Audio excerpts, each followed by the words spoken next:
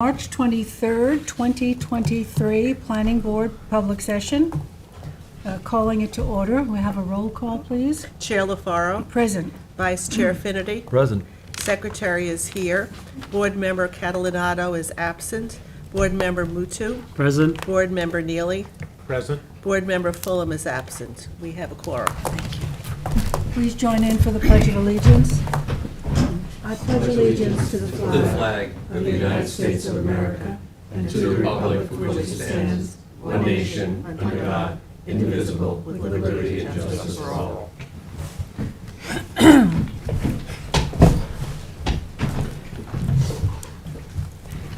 So procedures and rules for tonight. We have presentation of two applications. We do have people on Zoom, so who's not in the audience will take for Zoom. And safety, just out those front doors, down the front door, and out of the building in case of emergency. So the first one will be 200 West Montauk Highway. Do we have? We do, Madam Chair. We have notice, okay. Tom, you want to read it into the record? Sure. Please take notice that in accordance with local law number 417 of 2022, a public hearing will be held by the Southampton Town Planning Board on Thursday, March 23rd, 2023, at 6 p.m. at Town Hall, 116 Hampton Road, Southampton, and via teleconferencing to consider a pre-submission conference entitled 200 West Montauk Highway. The proposed site plan is for the conversion of an existing 1,650 square foot, two-story antique and furniture repair shop to a retail store, parentheses, home furnishings, and nail salon on the first floor, and to include second floor office space as well as unfinished basement, situated on a 1.528 acre parcel located in the HB and R40 zoning districts, and situated within the Aquifer Protection Overlay District and the Central Pine Barrens Compatible Growth Area in the hamlet of Hampton Bays, located north of Montauk Highway at 200 West Montauk Highway, Suffolk County Tax Map Number 900-221-3-14.1. Okay, thanks. Someone representing the application?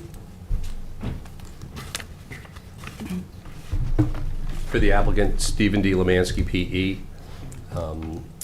the site is a very unusual site. It's about 100 times as long as it is wide.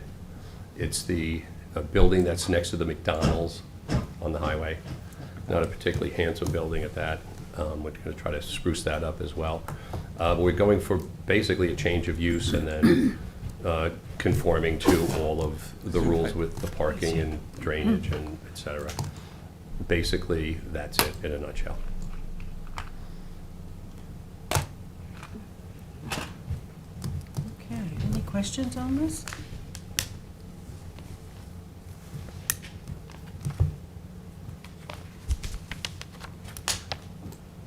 No questions? Charles, is there anybody on Zoom? I see no hands. Anyone in the public I do here? have a hand now. You have a hand.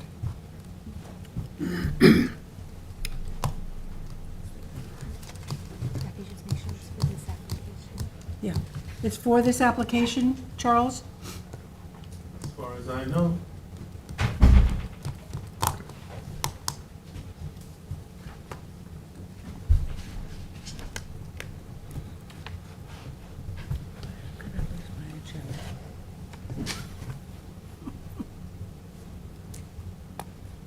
Tell him to let him in.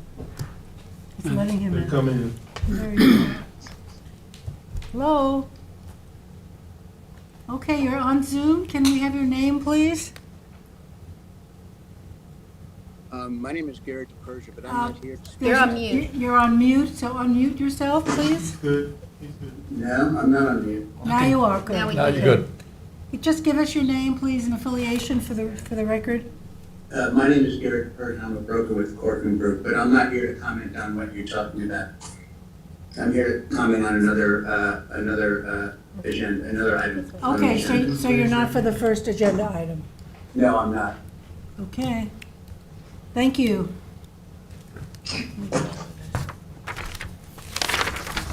Anyone here has come I in, see all the hands. okay, who wishes to speak on 200 West Montauk Highway, pre-submission conference? Motion to close. Okay, for motion 30 to days. close with a 30-day written comment period. Motion. Motion by Dennis, second by Second. Gloria. All in favor? Aye. Opposed, Thank you. abstentions, 5 in favor, 2 absent. Thank you. Thanks, Stephen. You see. Our second hearing is 625 Butter Lane, World Peas. Do we have notice, council? We do, Madam Chair. Okay, we have notice. Read it into the record, Gloria. Please take notice that in accordance with local law number 417 of 2022, a public hearing will be held by the Southampton Town Planning Board on Thursday, March 23rd, 2023 at 6 p.m. at Town Hall, 116 Hampton Road, Southampton, and via video conferencing, to consider the covenant amendment entitled World Peas Ag Reserve, 625 Butter Lane. The application is a request to amend the location of the envelope for agricultural structures associated with the farm on a 9.05 acre agricultural reserve parcel created with the subdivision map of World Peas located in the CR 880 zoning district east of Butter Lane, Hamlet of Bridgehampton, Suffolk Tax Map number 900-51-1-17.7. Let's go look something up. Sorry, you looking up there, I'm just gonna, ignore me. Okay, Sorry. I can do that. Mr. Bennett, Hi. it's all yours. Okay, thanks. So my name is John Bennett. I'm a lawyer with Bennett and Reed in Southampton. I'll pick up my talking sheets. And I remember when Al Tuff chose the name for this, he thought it was very funny, World World Peas. I think he was listening to a Grateful Dead album at the time. I hope Al's listening. Anyway, we submitted the affidavits of mailing and posting. So the request here is to shift the agricultural reserve, shift the area for agricultural structures. Excuse me, could you speak up just a little bit? I can't, or maybe the mic. Yeah. There's a little bit of Yeah, I'm feedback. having a hard time hearing as well. He said push it up. Maybe just pull it up a little bit. Yeah. Well, that's for Feedback? the recording, that's No, not it's for just- us. I'm getting a low. little bit of A feedback. little bit of but- feedback? Maybe it was a Hendrix album he was listening to. Yeah. In any event, so John Bennett here. The request is to shift the area that allows on the subdivision map agricultural structures somewhat to the east. How did this come up? Well, first of all, some of the proposed structures we have here, which is not before the board tonight, which before the board tonight is solely the request to change the area for allowed agricultural structures. Some of the structures conform, but some of the proposed to conform to within the footprint for the limit of agricultural structures. But some of the structures, which are for housing animals, animal housing, I guess, wouldn't conform. So we're before the Zoning Board of Appeals for relief for those structures.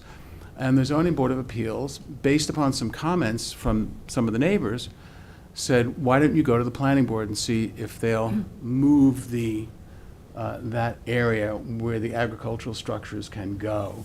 The idea being twofold. One is that it would be less impactful to some of the neighbors, although I think they've changed their mind on that. And then also, you guys aren't the zoning board, you're the planning board, but one of the standards in trying to obtain a variance is that you've tried through some other means to obviate the need for the variance. So we're here to see if the board will allow us to move the area for agricultural structures, then the variance wouldn't be necessary. If the board says no, we're just back to the Zoning Board of Appeals. But we've checked off one of the boxes on what we have to do to prove the variance. John, you weren't before the variance on the 9.5 acres as opposed to the 10? 9.5 acres as opposed to 10, although we also have a request for determination that what we're doing there is not animal husbandry per se. But none of that's, we're not talking about any of that tonight. Well, Yeah, no, I know, oh, but you're okay. you're saying that if they give you the relief, then you don't have to go back. So I'm just trying to clarify. Well, they might have to go back for a very small Okay. variance, but I just wanna understand. No, that's fair, Christine, that's fair to point that out. So where did this all come from in terms of not only the Zoning Board of Appeals, but also some of the comments from the neighbors. I'm not going to belabor these, other than to describe these letters to you. Keep on losing. Oh, okay. A couple of the neighbors who were represented by counsel, both Toomey Latham Shea and at the time, Tim McCulley's office suggested that the area be moved to the east. I'll just hand up copies of these for the records. There's one's a letter from April 12, 2019 from Burke and Sullivan, and the other one's a letter from February 7, 2019. Are they, they're individual copies for each They're board individual members? copies for board members. But in any event, I believe, as a matter of fact, the Toomey Latham letter included a proposed area, which shifted it, and it may have been the McCulley letter, excuse me, which shifted the area for structures all the way to the east. We didn't think that was right. We're trying to the extent people feel agricultural structures on an ag reserve parcel are pain, we were just trying to shift the pain, so to speak. I don't agree that that's a proper way to characterize that stuff, but the idea was to shift this area to the east. And that was based on some of the comments from the neighbors who wanted this area shifted.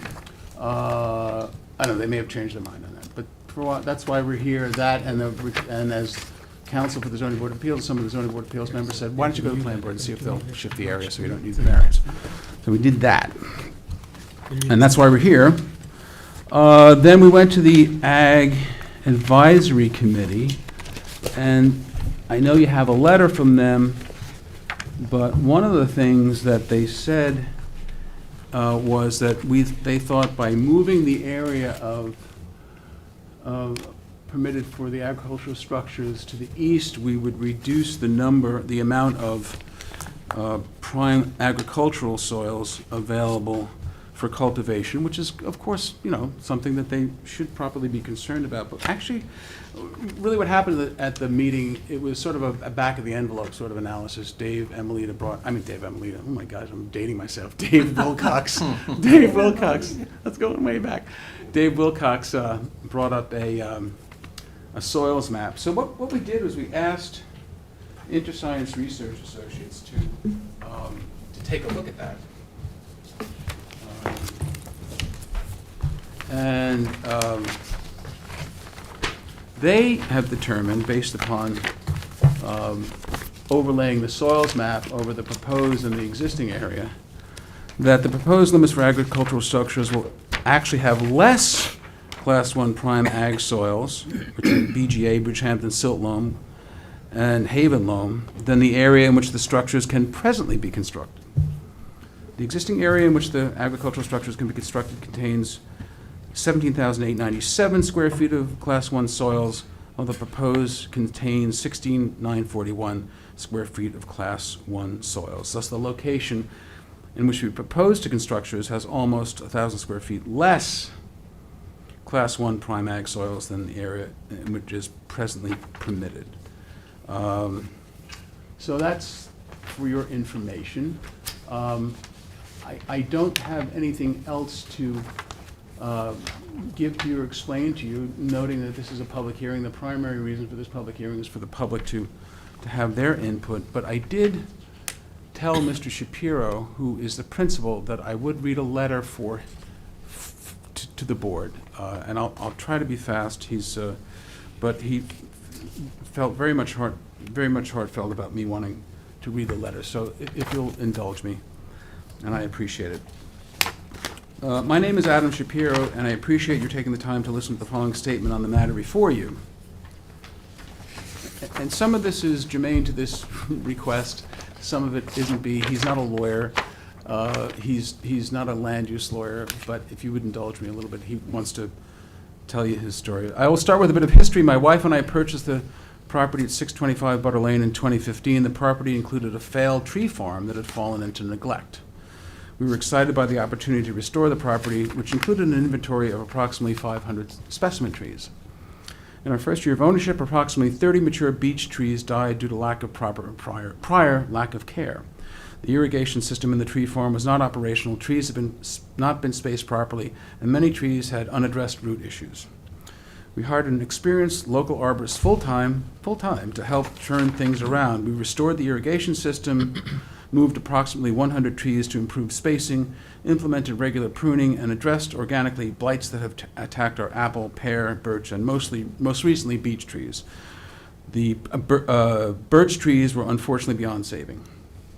The restoration proved to be more work than we expected, and approximately 5 years ago, we proposed a project that included 2 low-profile agricultural worker housing units that would not be visible to the neighbors. We spoke with several neighbors about it, and based upon their early conversations, it was clear that we were not going to receive our support.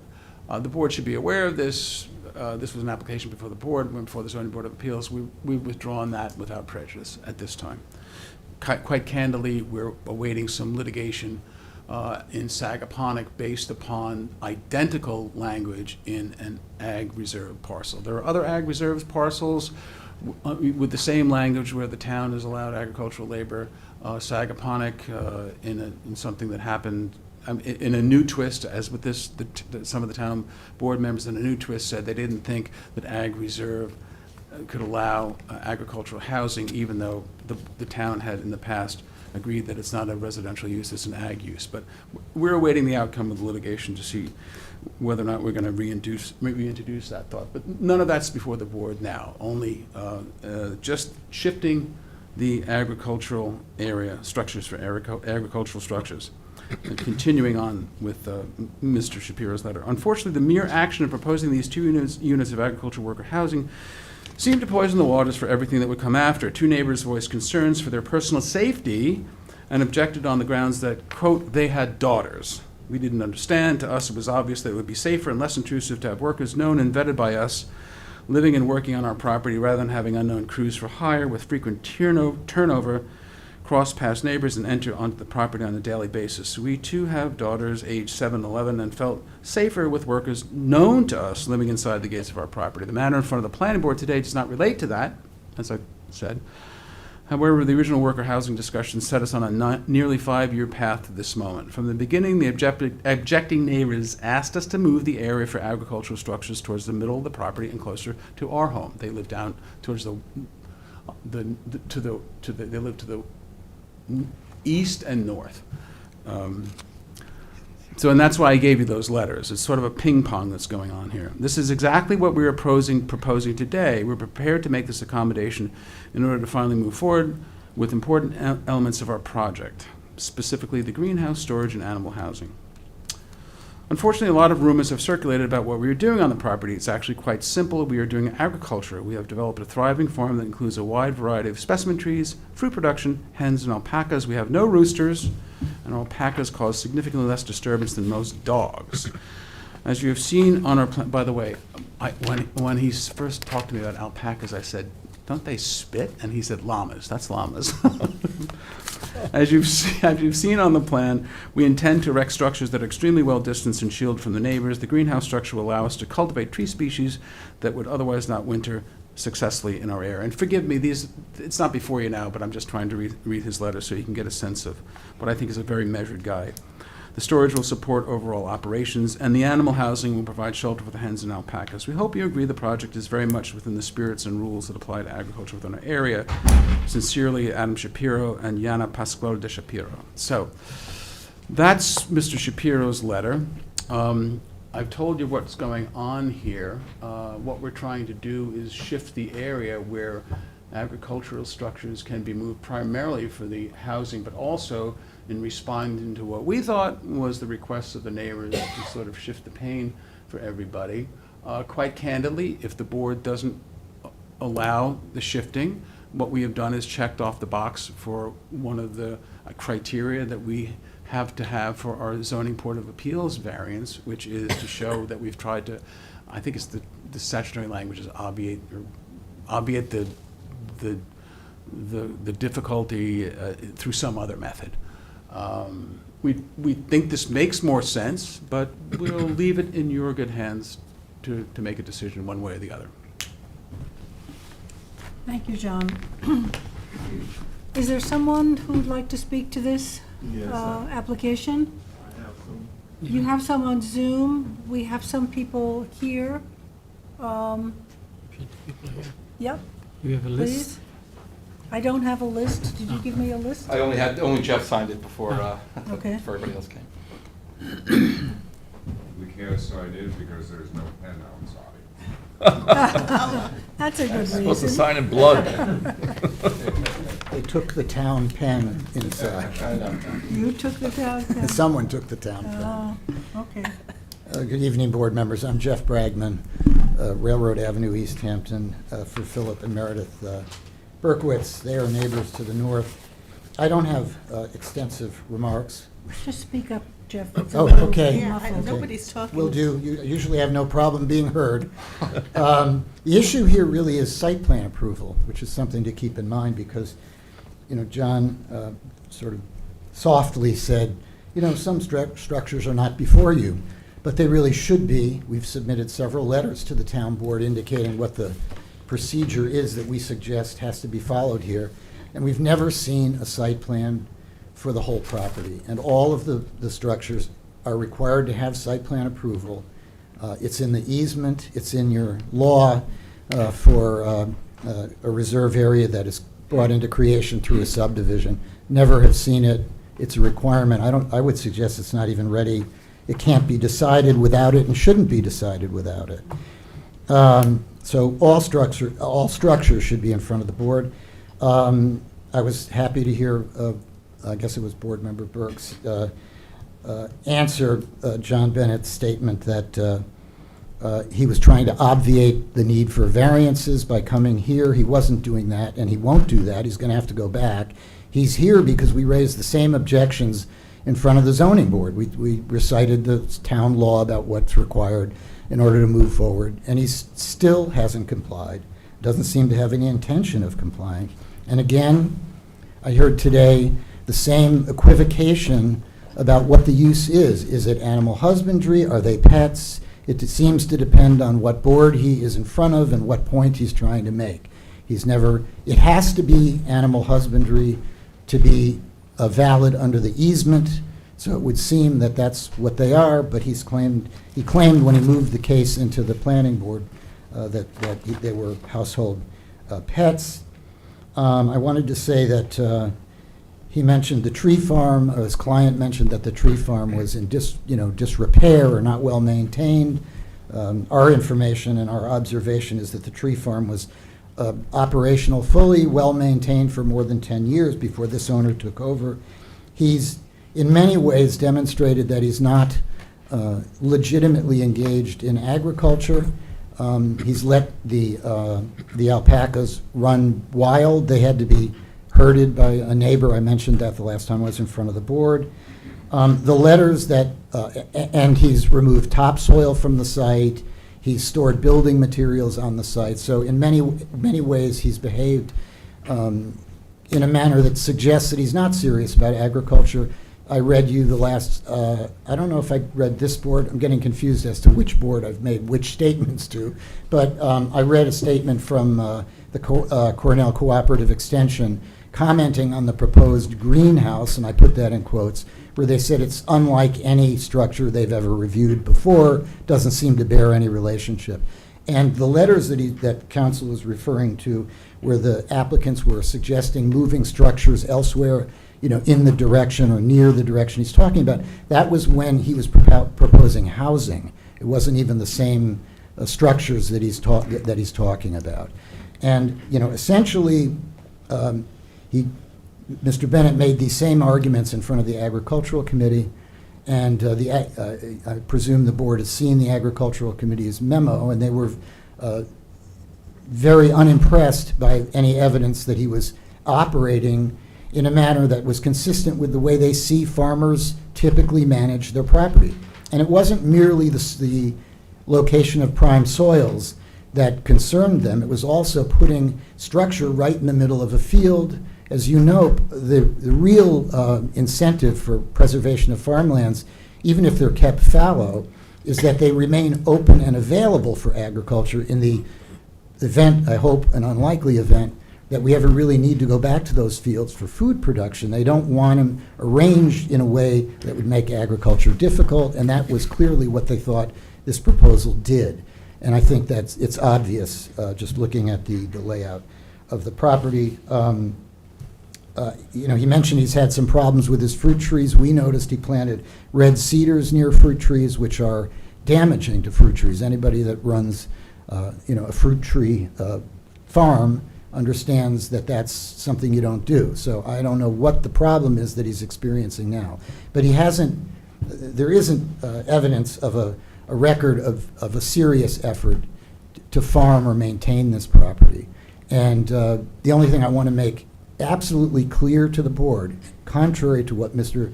Bennett has suggested and implied, this is not a case where people moved to an easement for farming and then decided they didn't like farming. This easement was an attraction to my client.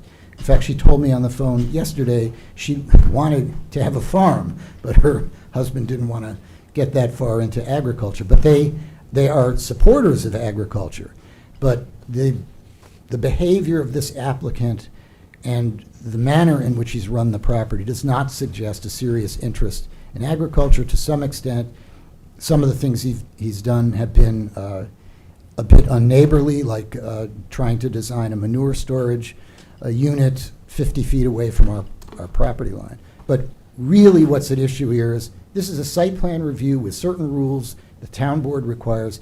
He should be required to put in a full site plan so we know the full story, so we're not looking at things in pieces. And we don't think it's ready to be heard, but we object to this effort to move it because there's no real evidence of an agricultural need to do so. So thank you for your time. Appreciate it. Thank you. Thank you, Mr. Becker. Someone else in the audience wish to speak, please?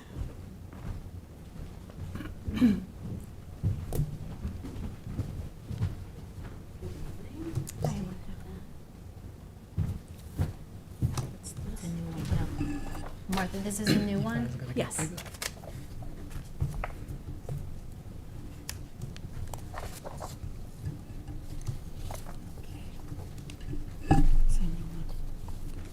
All right, good evening, members of the board. My name is Martha Reichert.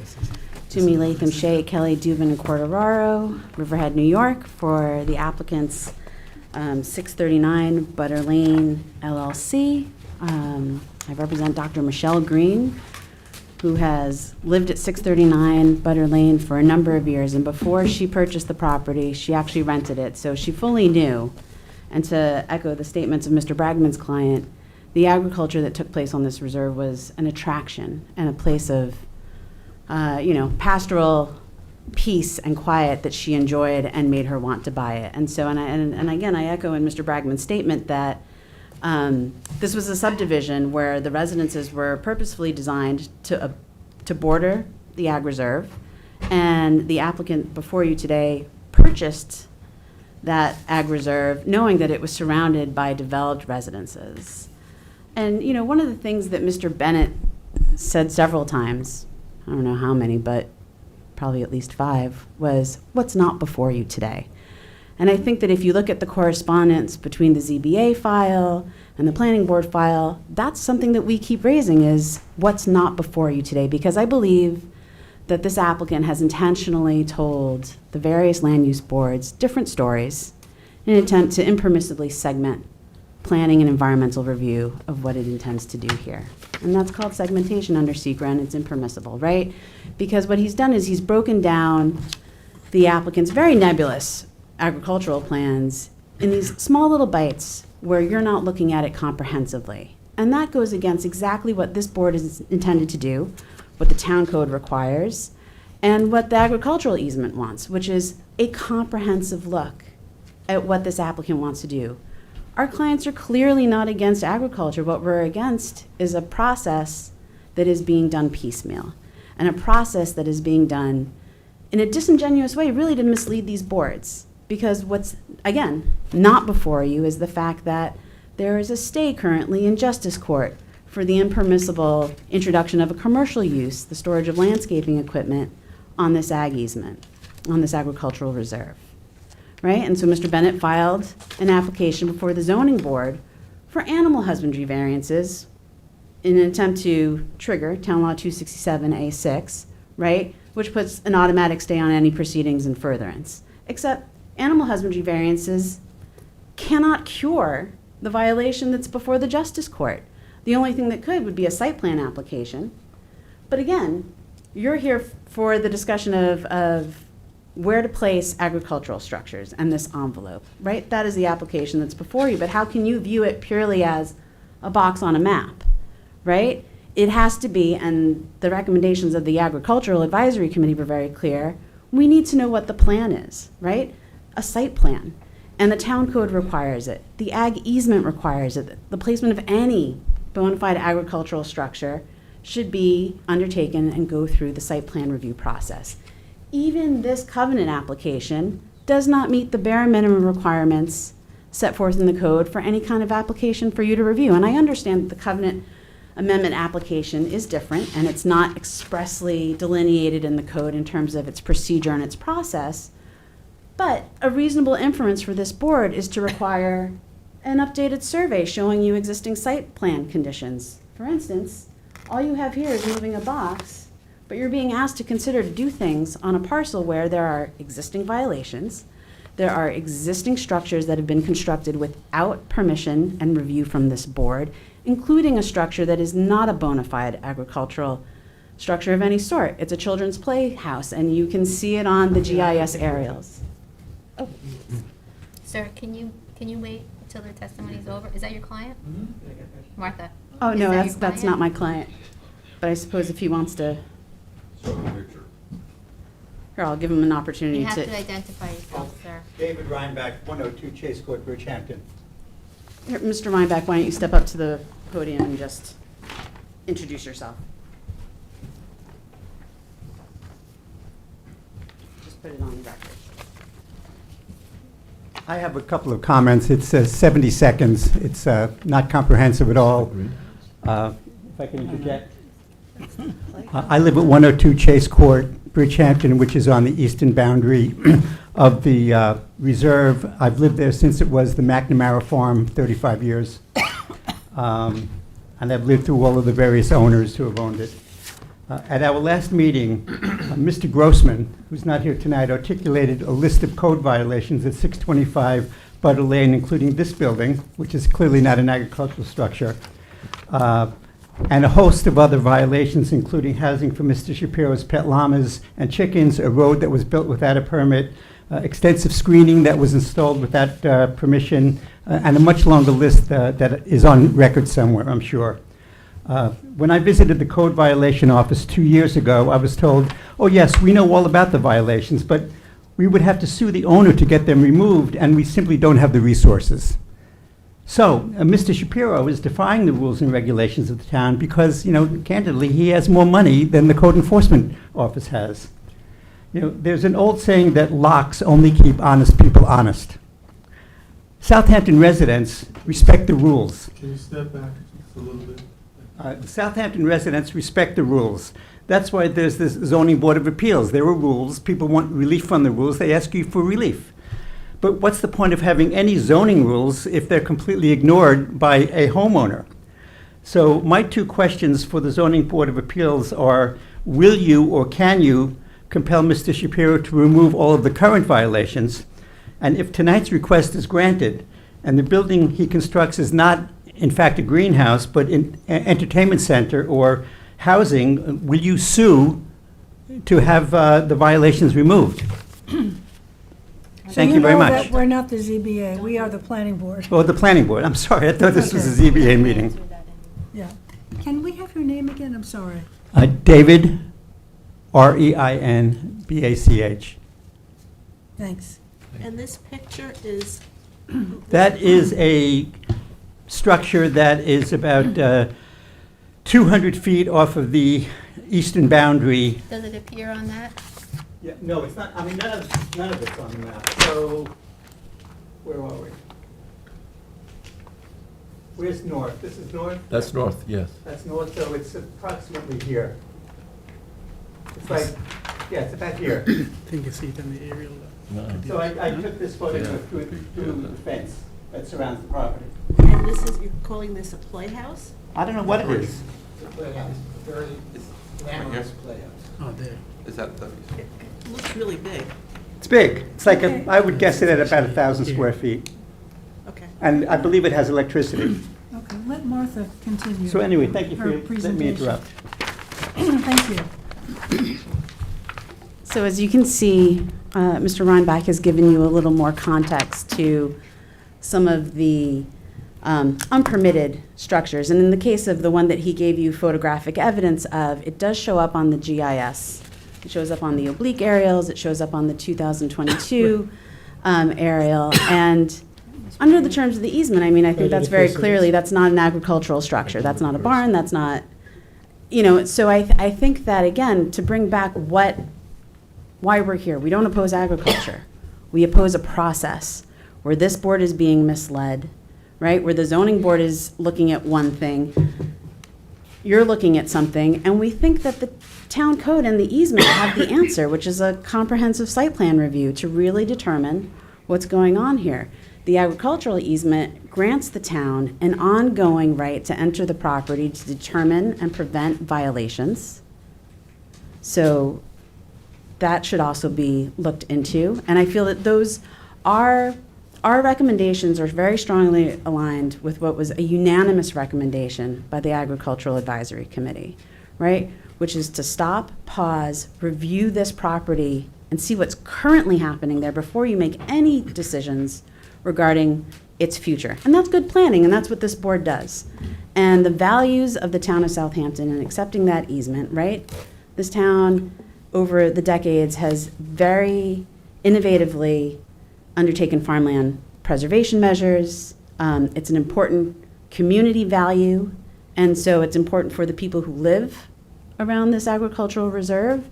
It's important for everyone in the town of Southampton that has supported the CPF fund, and I know that this predates the CPF fund, but again, it shows a strong community value that we preserve our open space, that we preserve our farmland, and that we do it in a way that allows future generations to continue farming responsibly.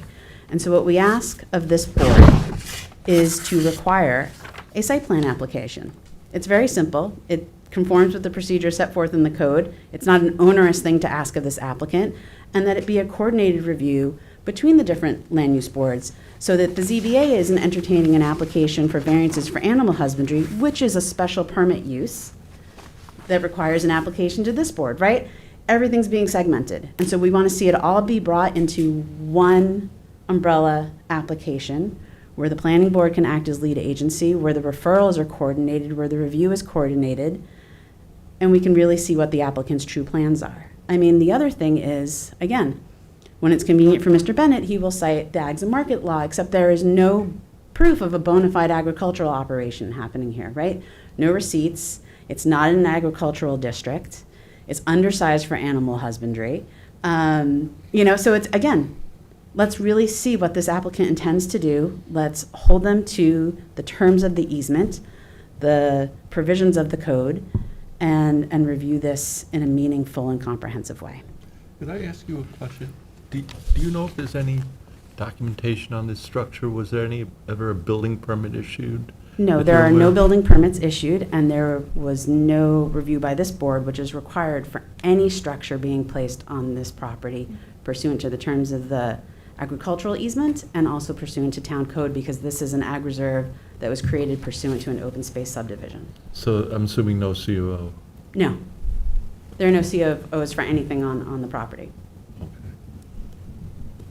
Thank you. Okay, thank you. Thank you, Martha. Anyone else in the audience who wishes to speak before we go to Zoom? Before I leave the podium, Yes. there's someone's Kindle here. That's mine. All right. I've been reading all night. Hi, Can you hear me? Yes. we can. Hi, my name is Nico El Mali. I live at 9 Cody Way.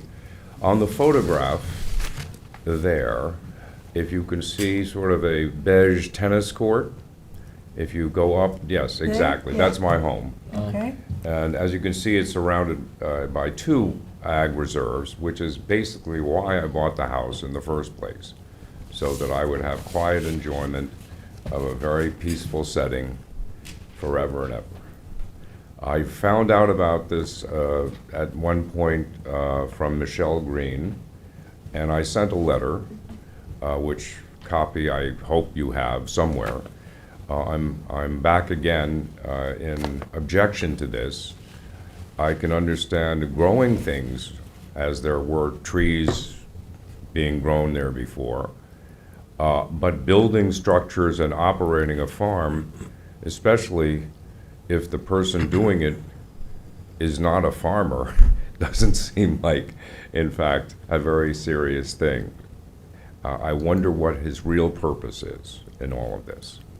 He's clearly not an agriculturalist himself. The nature of our community right there is private homes looking out on a peaceful reserve. And this would be very upsetting, not to mention the fact that it would damage the value of our homes significantly. It would have a substantial impact. And that's something to consider.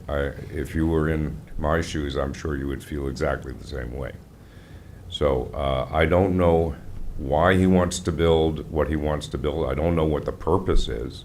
It's clearly not his main business, because he has a home there. So, in any case, I'm against. Thank you. Good, thank you. Yes, please.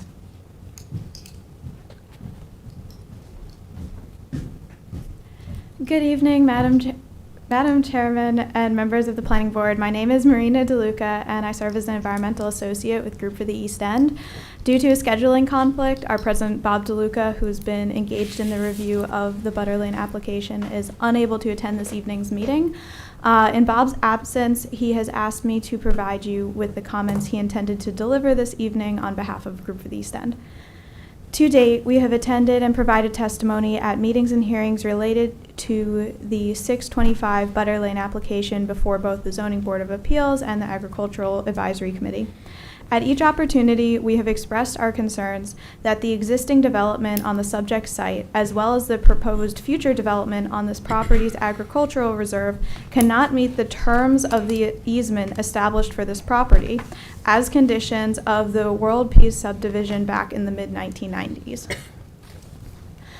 Tonight, it is our sincere hope that the Planning Board will review this proposal with an awareness of the vulnerability of small agricultural reserves throughout the town and act firmly to uphold the town's longstanding and legal commitments to protecting the town's agricultural heritage and economy. In our experience, smaller agricultural reserves have become increasingly valuable to the interests of private landowners who seek to alter or modify reserve conditions to the point that the reserve parcel's agricultural land use objectives become diminished or functionally eliminated. With respect to the subject application, we believe our most significant concerns are largely embodied in the recent findings of the Agricultural Advisory Committee, which responded to a referral from the Planning Board with respect to a proposed building envelope modification. The Advisory Committee makes clear through their unanimous recommendations the subject application raises substantive concerns regarding the actual agricultural purpose of the proposal's building envelope modification, the potential impact on agricultural soils associated with a relocated building envelope, the development and utilization of the agricultural reserves in a way that undermines the goals of farmland protection in the town of Southampton, and the need for a full inspection of the subject site to determine its current compliance with the terms of New York State agriculture and markets law, as well as the terms of the agricultural reserve. And lastly, a project assessment that determines the actual agricultural use of the property and uses that determination as the basis for any subsequent assessment of site-specific needs. In an effort to address these important recommendations and provide the Planning Board with the information it needs to make its most well-reasoned and rational decision, we also strongly recommend that the board require a detailed site plan application for the entire reserve area, including specific details for all existing and proposed structures to a level of detail that is sufficient for informed decision-making. All such information should also be provided to the Agricultural Advisory Committee for further review as outlined in their February findings. As the planning board is well aware, the town and its citizens have worked for a better part of 4 decades to assure the continued existence of a viable agricultural economy. But changes to that long-standing doctrine are ever present. As a result, each of the town's land use boards must look at every project with a shared diligence and conviction to protecting Southampton's agricultural heritage and demand the most stringent level of review when actions are presented.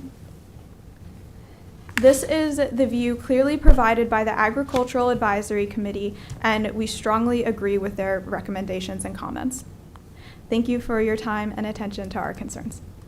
Thank you, Marina. Can you submit those comments to us? Mm-hmm. Do you want this as a copy, or would you like it emailed at a later date? Yeah, I'm gonna take all the hard copies and, Take a hard copy? Yeah, I'm gonna Okay. give it. You give it to Anthony. Okay. Thank you. Is there anyone else in the audience who wishes to speak before we go to Zoom? We have people waiting on Zoom, so I'd like to get those into the record. People have been dancing around the subject a little bit. Mr. Reinbeck, the camera can't pick you up and the mic can't pick you up.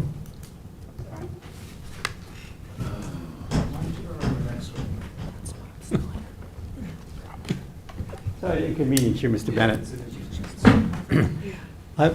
Everyone's talking about farming and farming and farming.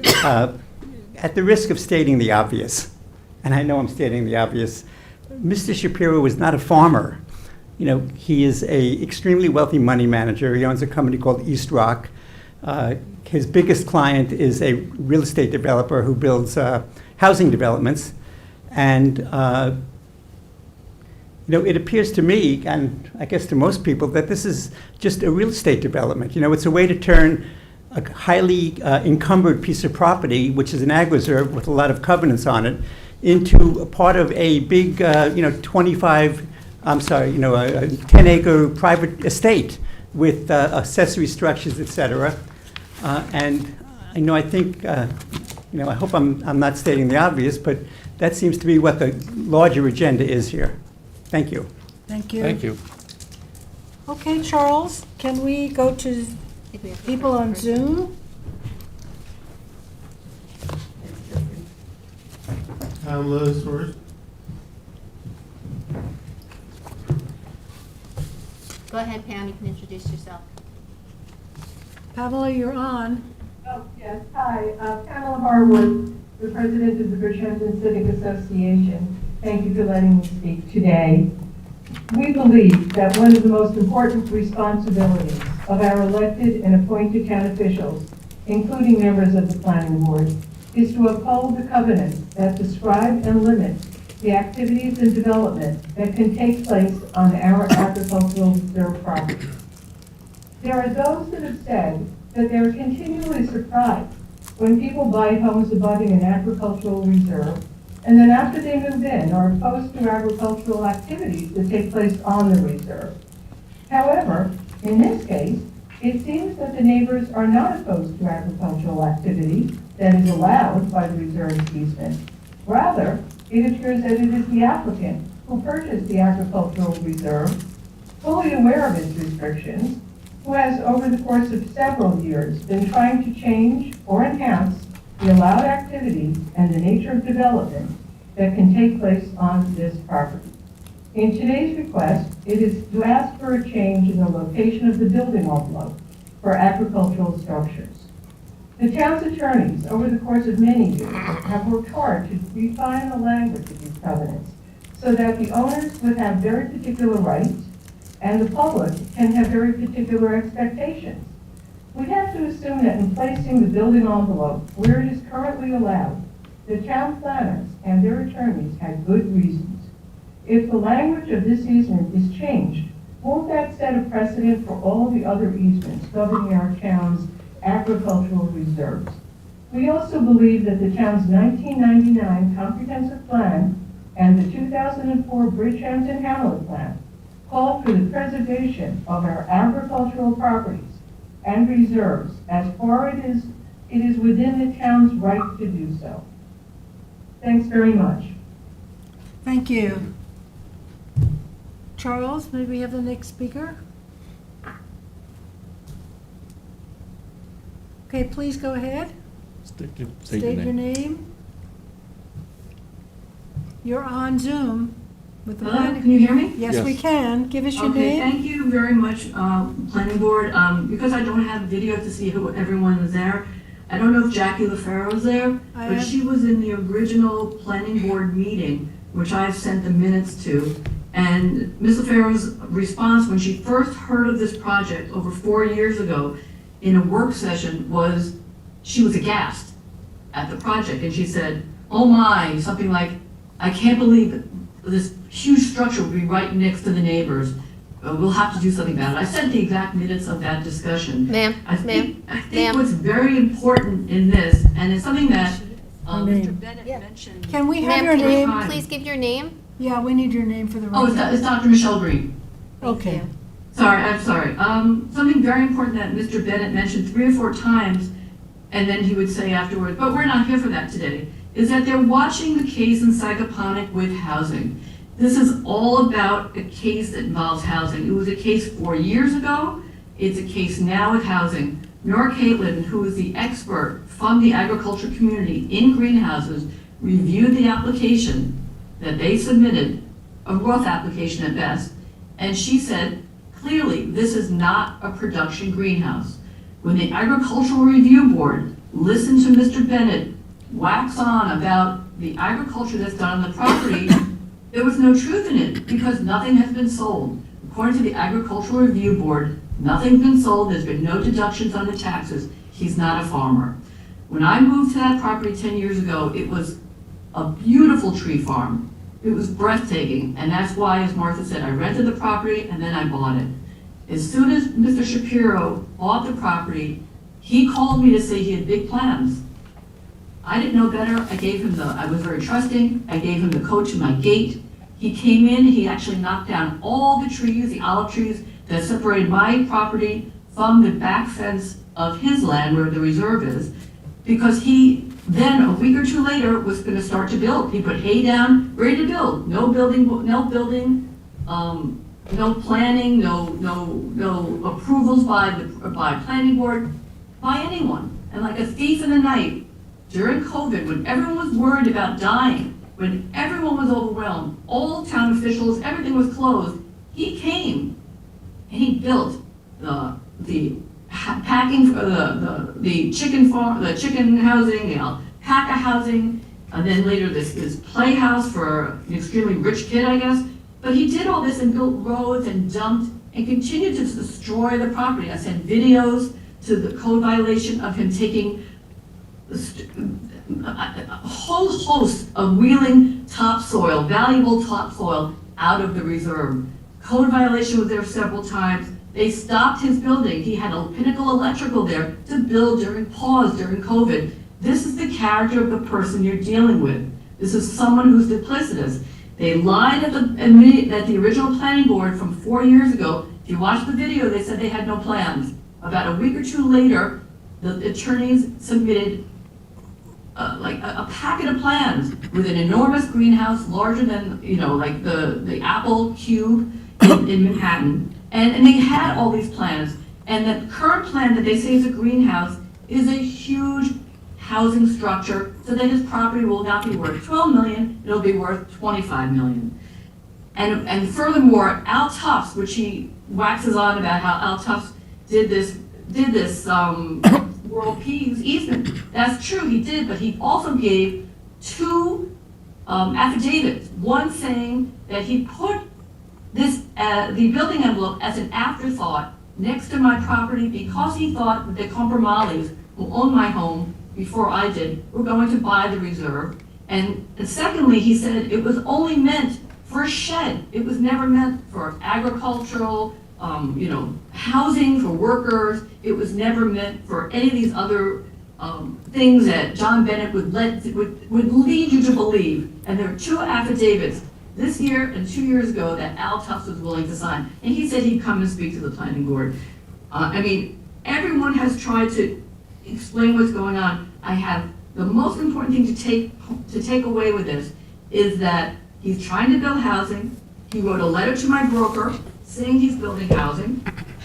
This is not a greenhouse, and there are builders and contractors who I know, and lawyers, who are waiting to see the decision by the planning board to this agricultural reserve, because this is going to be a watershed moment. Because if you allow him to build housing in this reserve, which, as I'm told, cannot be later taken down, if he's allowed to build this housing under the guise of a greenhouse, this is going to be a watershed moment, and Bennett will have tons of business, and so will the other contractors in the area, to build housing. Everyone's watching this case, just the way he says he's watching in Sagaponic, what's going on with that, with that situation, with housing there. So I think you have to take a deep look, and I'm going to end with the fact that if you look at what Mary Lee Foster said, and she's a very, very smart woman, and she's a real farmer, she says, in conclusion, regardless of what evidence the planning board weighs in their review of the application, the Ag Advisory Committee unanimously recommends that the property be inspected before any changes are permitted and found to be in compliance with the terms of the original easement and the New York Agricultural and Markets Law 301.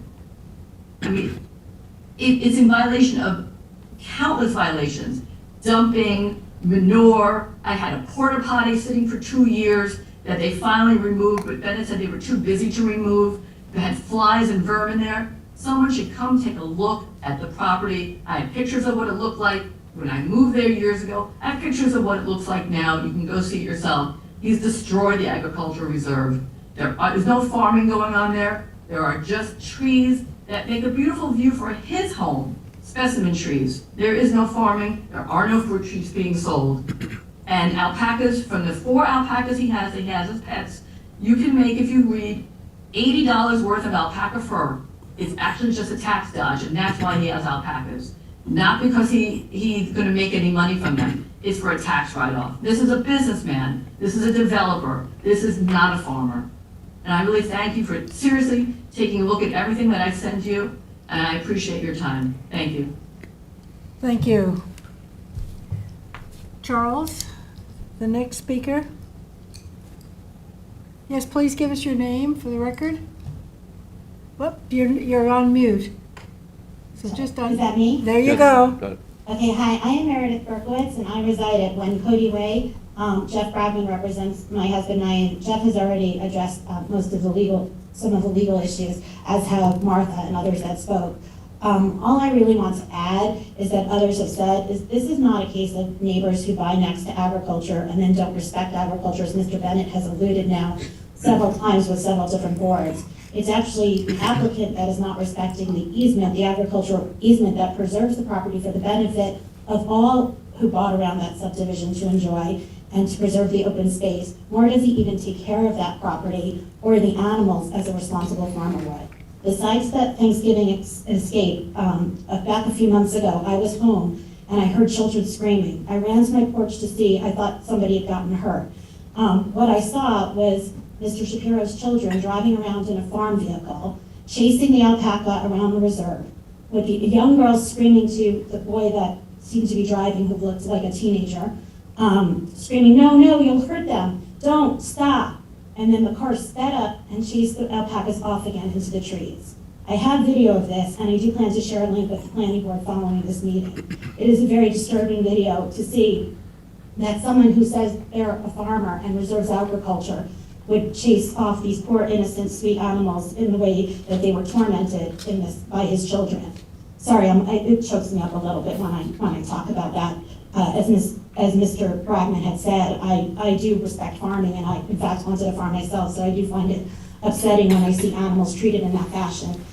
As Jeff also mentioned, they were loose at Thanksgiving. They somehow got out of the reserve. They were loose on Butter Lane. It was only thanks to the neighbor, Kevin Cox, who was able to get them off of Butter, where they could have been hurt or injured. They could have caused property damage. They could have hurt somebody else or done who knows what. He was able to bring them back into the private driveway that he shares with Mr. Shapiro, but they had to wait for somebody to open the gate.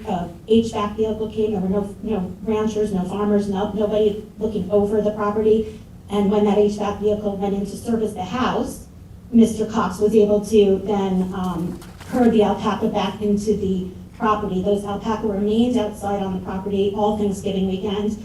They were not brought back to their shelters, I presume because nobody was there, I don't really know. I don't know if they had shelter protection, in the cold winter, I don't know if they had food or water, they were grazing openly. And, you know, this was just very upsetting to me as someone who respects agriculture and cares.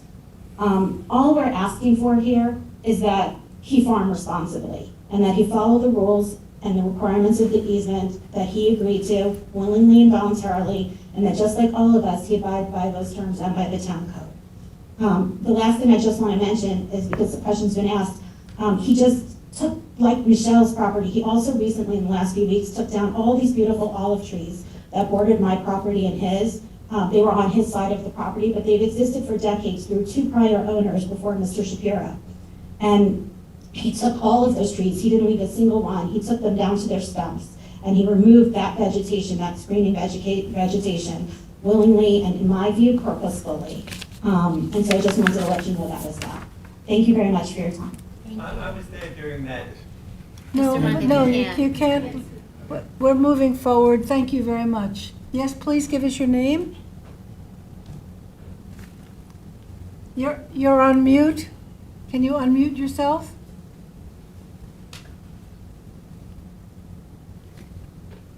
Can't hear you. Can you hear me? Yes. Now we can. Your name, please? Great. So my name is Gary DePersia. I've been a broker in the Hamptons with Alan Schneider, now the Corking Group, for over 27 years. I represent properties on Cody. I've represented properties on Cody Way, including the house that Nico bought, and also Michelle Green's property. I've represented that in the past. It's currently off the market. You know, one of the reasons people buy on the reserve is because they know what's going to happen, or if it's not there now, they know eventually what's going to happen, because when they bought the property, their attorneys explained to them what could happen on the reserve, their covenant restrictions and easements, and they pretty much know, and that's for their enjoyment. And unless you're buying a house on the ocean or bayfront, maybe an estate, buying on a reserve is one of the more attractive properties you can buy, because you have all this open space behind you, you have views, and you know, okay, so maybe eventually where they're allowed to do it, they'll have agricultural structures, but not necessarily housing. I got a letter from John Ben. Oh, by the way, John, if you're listening, both llamas and alpacas spit. And it's not like you and I spit. It comes from the depths of their stomach. It's wet, it's smelly, it's pretty distasteful. And and they can spit pretty far. But anyway, the advantage of having a house on a reserve is for the views, for the peace and quiet, to watch whatever agriculturally is going on that reserve in the location that it's supposed to be and what's allowed there.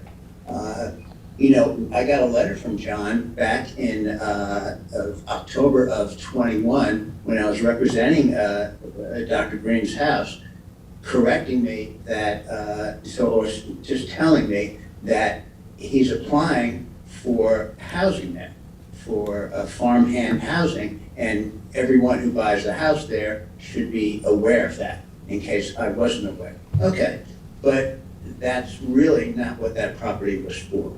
And it certainly speaks to the value of it. And behind Dr. Green's house, were they to build what they want to build there, and as close to her property line, it could devalue her property by well over $1 million.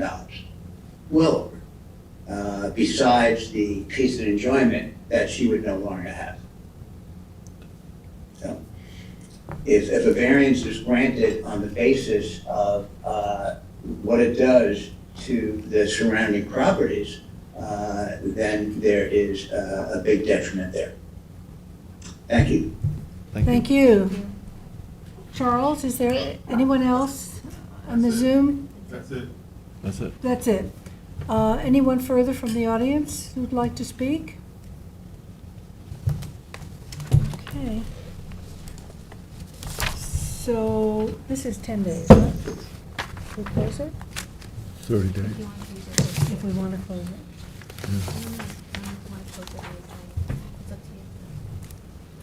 It's 30 days. Yeah, maybe. Yeah. Okay, I'll entertain a motion to close with a 30-day written comment Motion. period.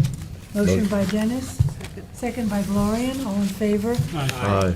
Opposed, abstentions? Abstentions, 5 in favor, 2 absent. So you can write letters, please send us your letters, or anybody else who couldn't come. They're welcome to do that as well. Address it to the planning board. Thank you very much. Thank you. Thank you, John. Motion to adjourn? Motion by George, second by Dennis, all in favor? Aye. Opposed, abstentions? 5 in favor, 2 absent. Anthony, did you need this for? Marie?